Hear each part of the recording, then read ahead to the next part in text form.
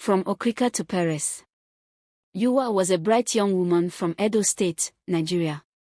From childhood, she was known for her quick mind and hardened resolution. She studied hard, graduated from the university with top honors, and walked across the stage on convocation day with sparkling dreams dangling at her. But dreams, she would soon discover, were not always enough. For months after graduation, Yuwa sent CV after CV, attended interviews, and even enrolled in several short educational programs to boost her chances. Still, there was no ray of hope. Bills piled up, and her once hopeful spirit began to shrink under the weight of reality. One hot afternoon, during a 14 days fasting and prayers on NSPPD, Yuwa resolved to start small. She began selling Okrika clothes at Ekiosa market in Benin City. It wasn't something fancy. It was about digging through bales of used clothes, bargaining loudly with customers.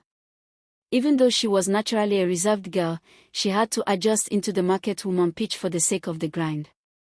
The profit wasn't much but kept food on the table. Then, one ordinary Wednesday, something shifted. She was sorting through a bale of male jackets when her hand slipped into a pocket and felt something soft. An envelope.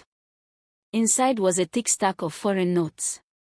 Her heart raced as she counted 8,000 pounds. She looked around, half expecting someone to shout, "Catch her, catch her."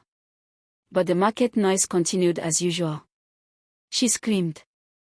Her neighbor Ekiosa, who sold bonga rice by the side of her shade, ran towards her. She panicked and stuttered, "What is the matter?" Soon people gathered. Emeka put on an MP3 player and they all began to vibe and sway to Davido's music. With shaking hands, she tucked the money away. That night, after much prayer and thought, Yuwa decided to turn this unexpected blessing into an opportunity. Within months, she had applied for a visa, paid her travel fees, ready to go to France. France has always been her dream country. Even though could barely speak French, she had always admired the French language. It sounded fancy to her. She loved the rhythmic flow. The night before her departure, she could not sleep. She kept packing and unpacking her belongings. She wouldn't stop watching the wall clock. The few nights she slept, she dreamt of an entourage coming to pick her up on her arrival. Yuwa arrived at the Nigerian International Airport 4 hours before her departure. Life in a new country was not easy at first. She barely spoke French and felt lost in a sea of strange words and customs. But Yuwa had always been a quick learner. She started watching YouTube videos every day, repeating words until her tongue could twist around them like a native. She even learned that the French language has the masculine and the feminine words.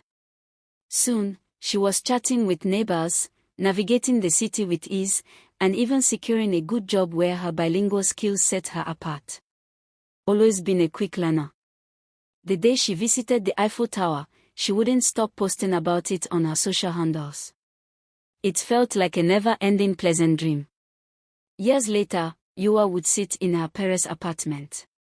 Its balcony overflowing with flowers, she called herself Plant Mom. She remembered the heat of Ekiosa market and the smell of second-hand clothes.